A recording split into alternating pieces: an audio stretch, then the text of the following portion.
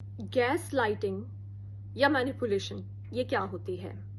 ये सीखते हैं नरेंद्र मोदी से। नरेंद्र मोदी की गवर्नमेंट ने साजिशें बुनकर स्कीम्स लड़ाकर इस वक्त इंडिया में मौजूद पूरी की पूरी मुस्लिम आबादी को एक गिल्ट में मुब्तला कर रखा है।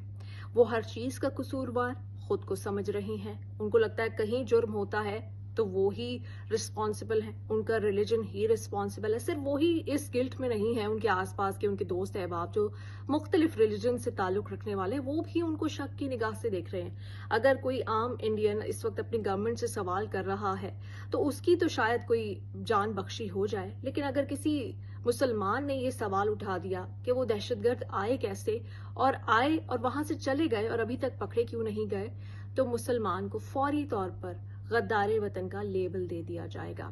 इसको कहते हैं गैस लाइटिंग, कि आपको इतना कमजोर कर दिया जाए, इतना शर्मिंदा कर दिया जाए उन नाकर्दा गुनाहों के लिए कि आप खुद भी अपने आप को ही मुजरिम समझना शुरू कर दें। आपको लगे कि आप में, आपके रिलीजन में, आपकी वैल्यूज में ही कोई मसला है। वो रिलीजन जिसका नाम ही इस्लाम है, जो कि एक लफ्ज है सलामती, उससे निकला है।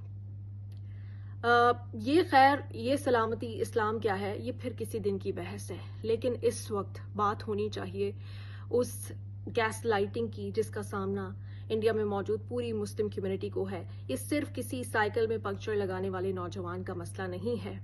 बॉलीवुड की बड़ी से बड़ी पर्सनालिटी, अमीर से अमीर मुसलमान इस वक्त जो कश्मीर में मौजूद है, उससे लेकर गरीब से गरीब मुसलमान, हर कोई इस वक्त खुद को कमजोर महसूस कर रहा है।